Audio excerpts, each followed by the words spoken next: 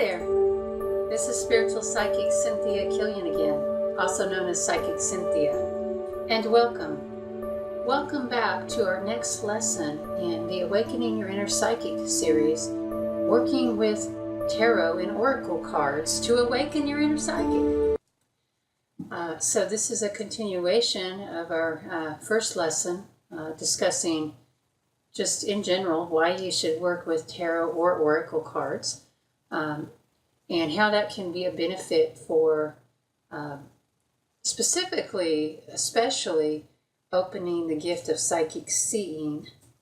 But really all of your psychic senses can be enhanced by working with a divination tool, and especially I feel the cards. The cards are really accessible to many people. It's for you as a beginning student, you can dive right in with either the tarot or an oracle deck of your choice. You can get started right away, even without a lot of memorization.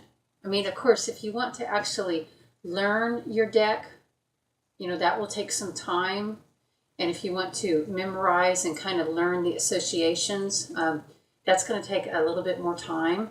But even before you have the quote-unquote meanings memorized, you'll be able to jump right in and work with your deck in terms of, the pictures on the deck communicating with your inner psychic. So anyway, that's what this little micro series is about. And so today, let's get right into it.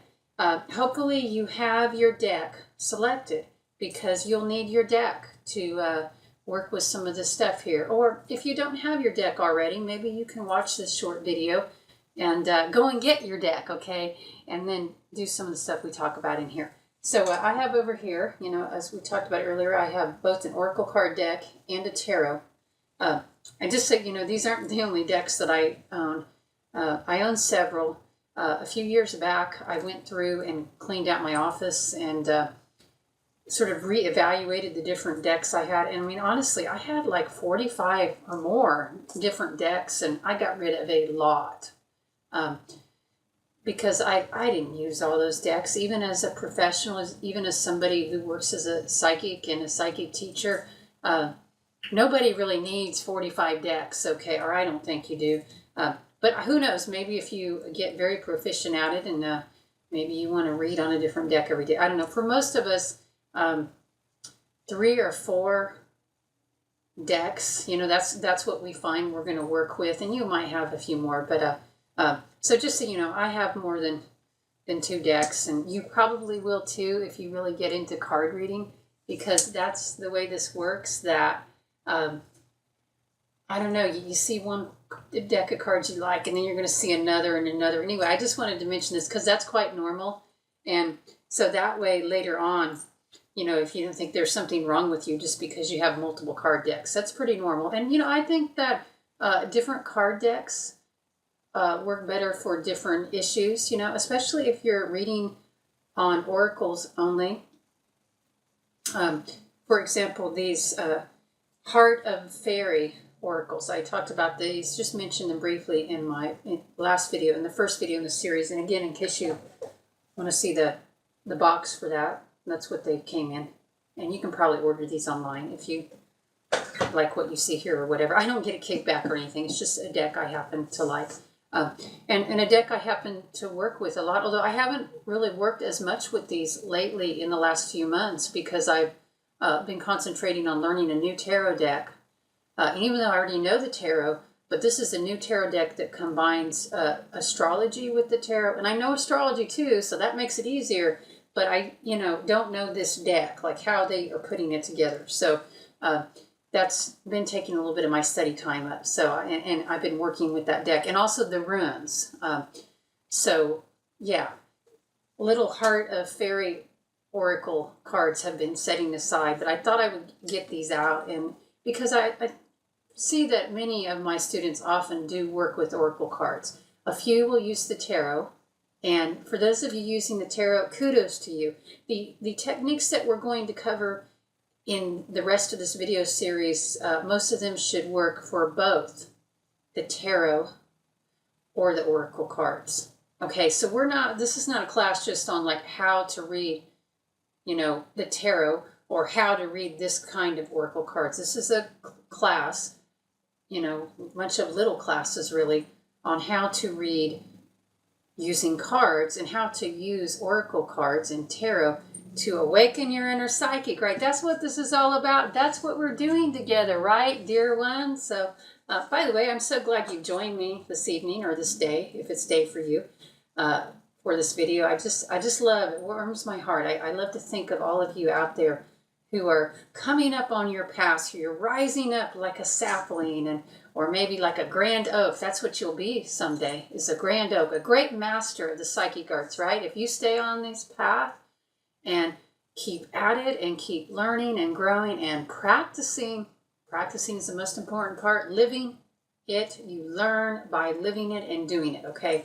And if you keep doing that, someday you will be a mighty oak on this path, a great elm or a willow or whatever your favorite tree is. I digress. So let's say you have your deck, for the first time. You have your new deck, or maybe you've had a deck around for a while, but you haven't done much with it. Now it is time to begin using that deck and building a relationship with it to help you awaken your inner psychic. Now, it's my opinion that whether it is your chosen oracle card deck, such as I have here, or it is your tarot deck, any oracle type deck, and I'm using that word here to include both the tarot and oracle, even rune cards. Like I have some rune cards. Runes are usually read on stones, right? But I also have some cards. So any card deck that you're using, dear one, that you want to use to help awaken your inner psychic, to get psychic guidance, to get answers, this deck should be treated with respect and honor.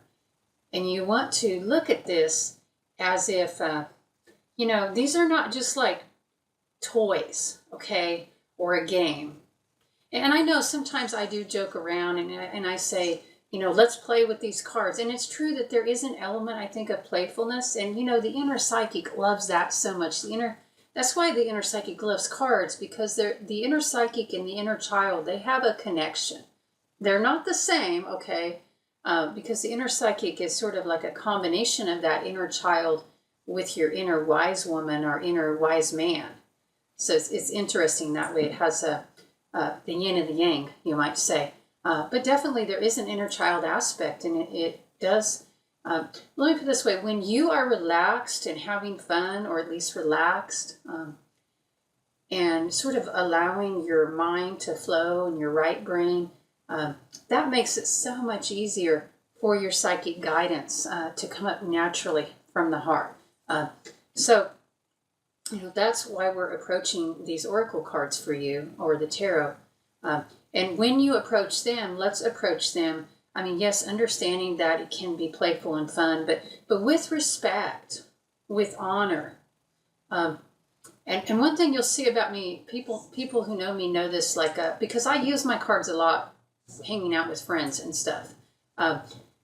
It's not at all unusual for me to go out to lunch with a friend. And actually, every time I go out to lunch with a friend, I always put some kind of cards in my purse to take with me. There's very few times when I don't. Just in case we would like to do a little card reading for each other at the end of lunch or dinner. And all my friends know this about me. So it doesn't mean we will, for sure. It just means we might. Okay, I like to keep the options open. But there's certain decks that I won't take out with me. There's certain, even with the ones I do, I bring a cloth to put it on. Like, I don't lay my cards down on a table at a restaurant without a cloth underneath. If I have forgotten my cloth, I will ask for a napkin, a cloth napkin, if it's available, or use a paper napkin. This is just respecting the cards, okay? I don't travel my main tarot deck, I will tell you. I don't travel it. It just stays here, and it's used for readings here. I suppose if I were to go somewhere like a retreat or something, or a class where I was just reading tarot. And actually, I will be having a tarot class in a few weeks on tarot and love, the tarot of love. But so I'll travel the cards there to that class for teaching purposes. But even then, I don't let other people touch my tarot cards, for example. That's a respect thing. Now you can, and I have some decks, not my main tarot cards though, but some decks that I will let people touch, and some decks that I won't. And then I have some people that I will let touch. You know, a few people in my life I would probably let touch my tarot deck. Doesn't mean I do, it just means I would. Okay, so these are some rules of engagement to think about. Thinking about, you know, I'm not going to tell you what you should do, like how you have to be with your cards. It's more about the spirit with which you approach your cards, and I want you to think about honoring them and respecting them, and you know, you're going to use these to help build your relationship, you know, with your inner psychic, and in the process you're building a relationship with the energies of the deck. So this is primary, what I'm saying here. This is really the first step, I feel. Okay, I hope you're listening. I hope you understand what I'm saying here is that it all begins with your relationship in your heart and your attitude in your mind to these cards. I mean, if you just see your oracle cards as a cute little game, that's probably all they're ever going to be to you. On the other hand, if you see the potential, the possibility, if you see, hey, these could really be helpers, allies on my path, then a whole nother world can open up for you, dear one. So let's start with that attitude, with the attitude of seeing the possibility, respect and honor.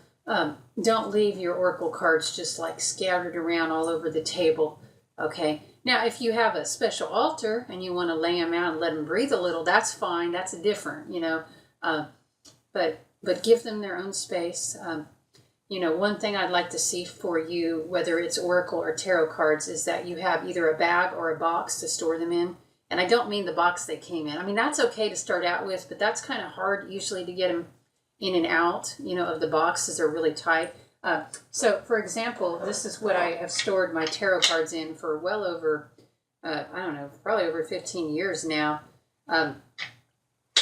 It's faded, but it's a nice little shiny box. The colors used to be brighter. I suppose someday they'll just fade away, but that's my box. It's a cedar box. For these oracle cards here, I actually use a bag, a couple of bags. Well, here's my little inside bag. And this is a cloth purse, kind of a purse, but it goes like that. And you know, you can buy silk tarot bags and card bags. So there's options. You know, you can find a bag or sew a bag or use a little purse. Actually, purses are great. And you know, if you live in the right place, I mean, if you have a nice thrift store around, you could probably go over to your neighborhood thrift store and find a small clutch size purse to put your cards in. So I think that's kind of primary. One of the first steps is to have something to keep your cards in. And that looks nice. It's functional, right? Because, you know, these boxes they come in, they're very tight again. So that's not going to be functionable. If you can't get your cards out of the box easily, you're not going to use them, right? So these are some preliminary steps. And the other thing, when you have a bag or a cloth or something, a box to wrap your cards in, it also sort of protects and nestles the cards, the energy of the cards. You want these to sort of be sacred. They are sacred, actually, and you want to treat them like that, and you want them to kind of be maybe kept apart from some of the ordinary things of life, or just not, you know, I don't know, there's just a tradition of when we deal with magical objects, we treat them with some respect and reverence. That's all, because they're important, right? So get yourself a bag or a cloth, and you don't have to go run out and do that at this moment, but be working on that. If you do not already have that done, let's get that done as ASAP. So, you know, those are just, you know, tools that you need with your cards. You need a cloth to lay them out on eventually if you're going to do readings. Here's my cloth. And I don't know, you may have seen it in other videos or other things. So it's kind of big. Let's see. Little astro, right? Little sun. And yes, the zodiac symbols are around there. So that really fits me, being a person who also loves astrology. But, I have other cloths actually, but this is my main one for for my tarot for sure, and for some of the other cards as well. And I do use that cloth every time with my tarot. Now, with some of the other oracle cards, I may not use that cloth. And, if I'm just at home, I will say for the oracle cards, maybe even occasionally for the tarot, I might just, like, let's say I'm just kind of sitting, around on the couch or whatever, and I want to lay a couple out, just a couple, 2 or 3 in my lap or on the floor nearby. I might do that, okay? But then I tend to keep my home very psychically clean and good energies. So just be aware. Be aware. And a good way to set an environment to do your cards in is just to have that cloth.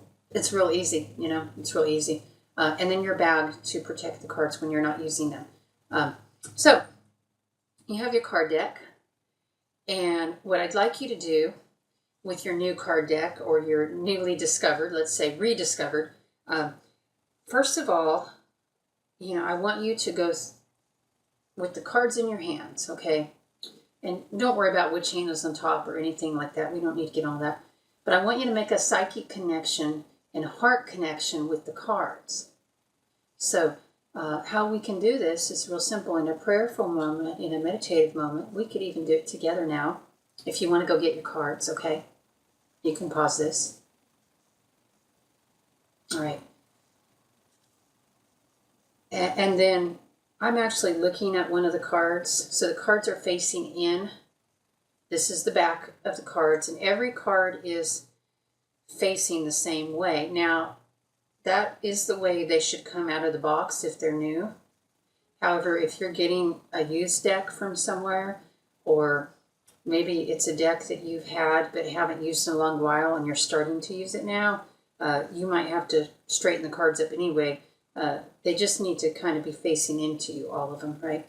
And then I just want you to take your cards and place the whole deck together over your heart, just as I'm doing here.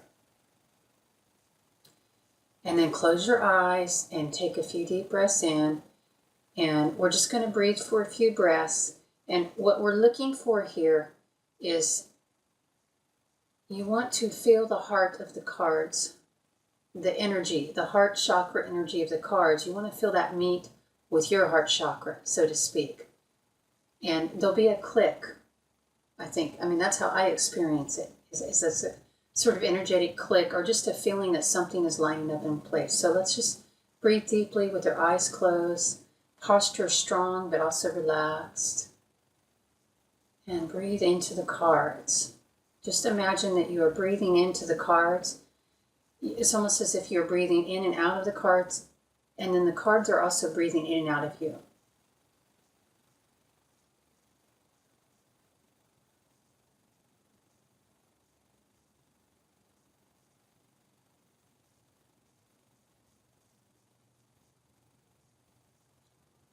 Very good. Are you feeling that connection begin to establish here?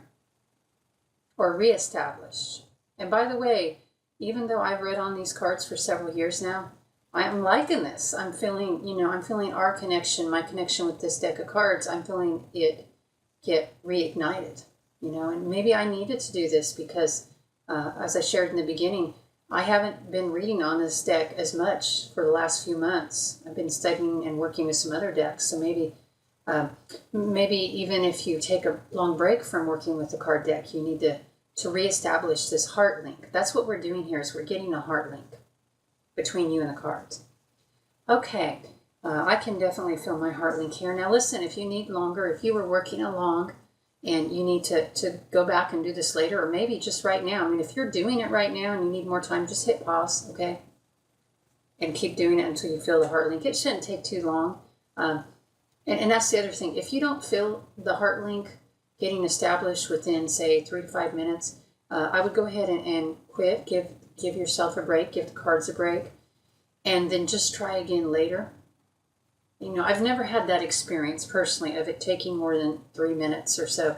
But it's possible. And it could be possible that, it's slow to warm up to you. I don't know. So that's what I would do. Or maybe, you do it 3 to 5 minutes and you just call it good. Even if you didn't feel it, you think it probably did happen, because it probably did, okay?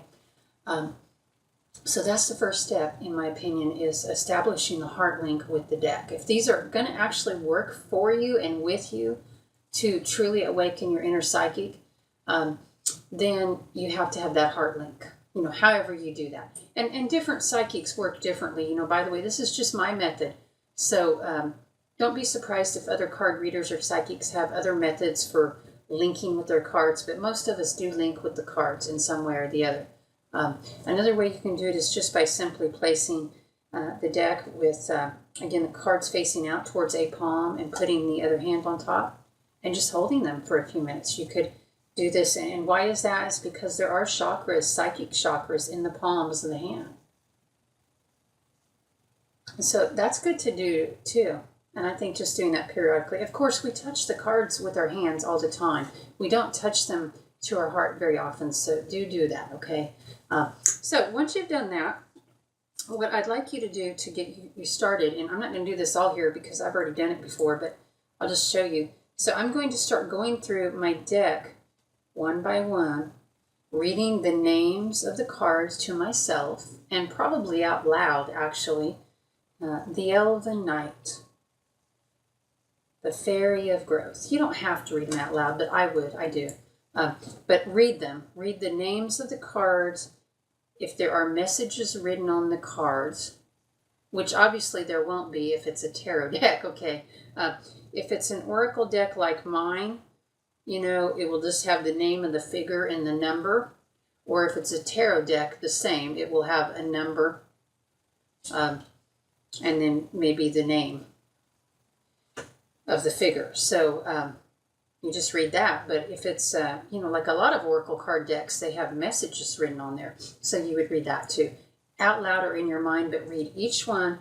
And you want to do this process, okay? You're not going to be able to do this along with the video, okay? You're going to have to do this later for most decks, because you want to do this really thoughtfully and really being present in the moment. You really want to read every card, and you want to do this all in one setting, okay? So depending on your card deck, well, actually, some of them you may not be able to do it in all one setting.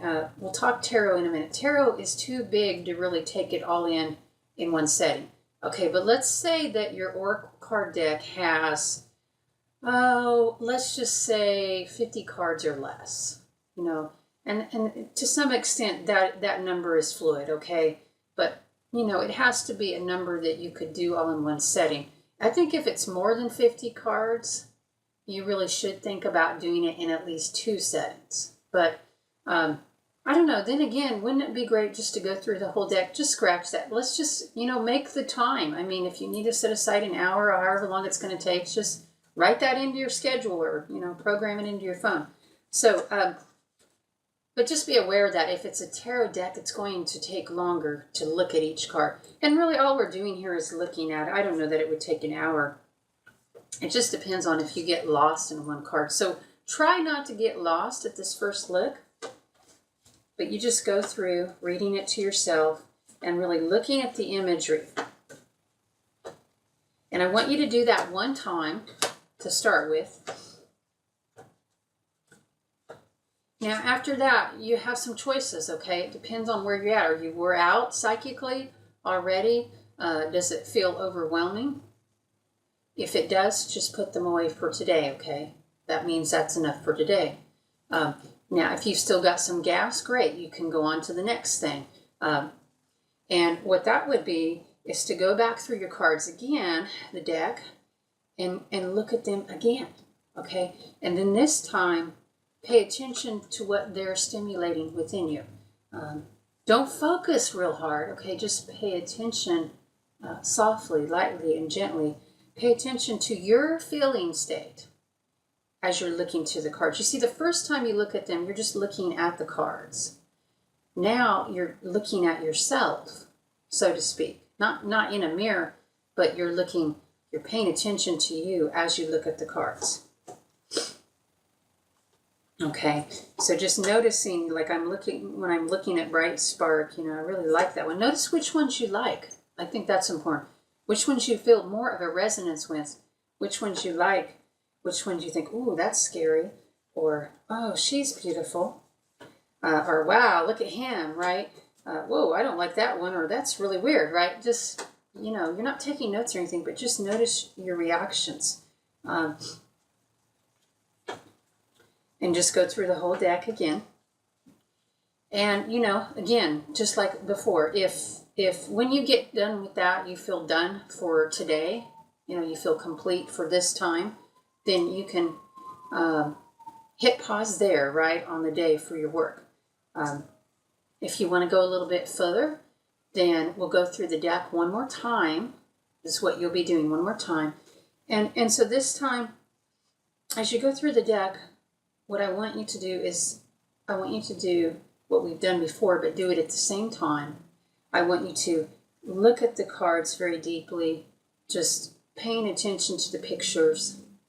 And I want you to pay attention to yourself at the same time and the interaction between the two, and just feeling that. And then also as you're going through, I want you to pay extra attention to the perhaps one or two cards, not very many, that you feel the deepest resonance with today. One or two cards that reflect you or your situation, or just call out to you the strongest today. And so I'm going through my deck and doing that. And you'll know it when you hit it. I just hit one. So I'm doing that with you now. I'm not going to go through the whole deck, though, because that takes too long. The process, I'm starting to actually do it myself. And once you get into this third level process, it's really engaging. And when you find that card, tonight I'm really resonating with the Star Fairy. Maybe that's because we've mentioned astrology several times. I don't know. Maybe just because I really resonate with the stars and the cosmos. Isn't he or she very beautiful? I don't know if you can see that. The light's kind of weird there. Oh, look at her shine. Love that card. So, and I might just look at this card, and you might just look at your card for a moment that you've chosen. In tarot, this would be a significator. This is what we call that to represent you. And so if you're following along with the tarot deck, that's your significator. And just breathe into that card and, use it to help you make an even deeper connection.